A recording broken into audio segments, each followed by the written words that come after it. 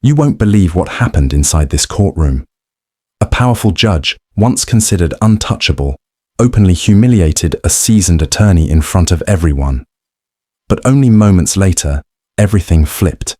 The same judge was led away in handcuffs. What caused this shocking turn will leave you stunned. Before we continue, tell us where you're watching from in the comments. And if you enjoy gripping real-life stories like this, be sure to subscribe, because tomorrow's story is one you won't want to miss. Now, let's begin. Jasmine Crockett was no stranger to high-pressure confrontations long before she became a congresswoman.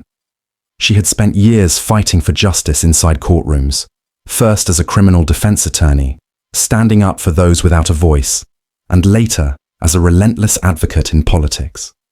Still, nothing had prepared her for what awaited her that day. The courtroom she walked into belonged to Judge Howard Gates, a man notorious for his cutting remarks, unpredictable rulings, and barely concealed bias. The case in Jasmine's hands wasn't routine. It was explosive. A high-profile corruption case involving a wealthy real estate developer with deep connections to powerful political figures. The allegations were serious, accusing the defendant of funneling public funds into private ventures. Jasmine had been appointed as special prosecutor to bring the truth into the open. Before she could even begin, the mood turned hostile. Judge Gates barely looked at her as she approached the prosecution table. He slowly flipped through a file, letting the silence stretch, heavy and deliberate.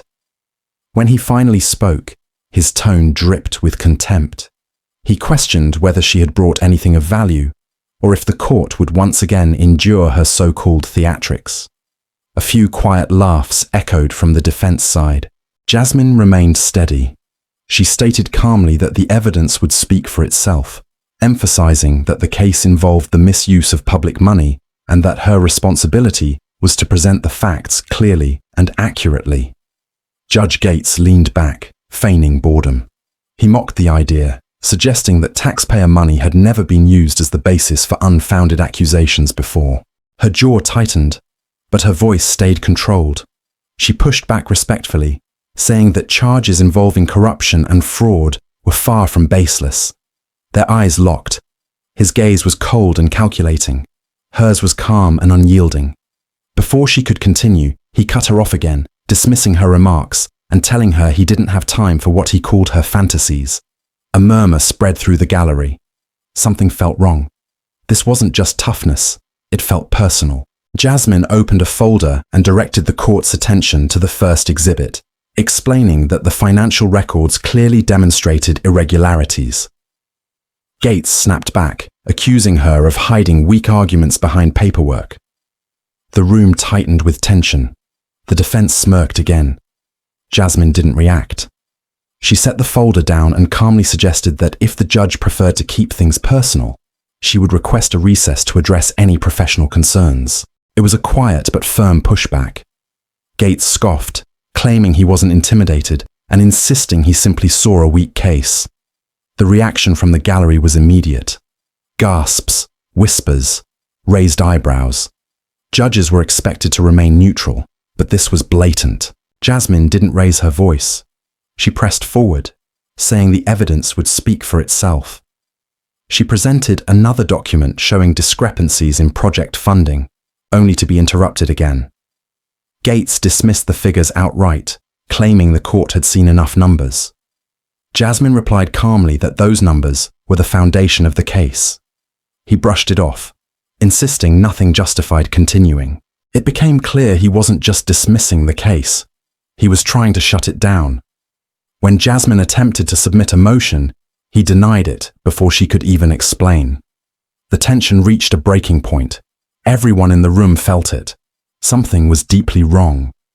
Jasmine realized Judge Gates wasn't just hostile, he was protecting something. What he didn't know was that she already understood exactly what that was. She proceeded by projecting a contract between the developer and the city. Then came another document, an internal ledger revealing the developer had received nearly double the approved budget.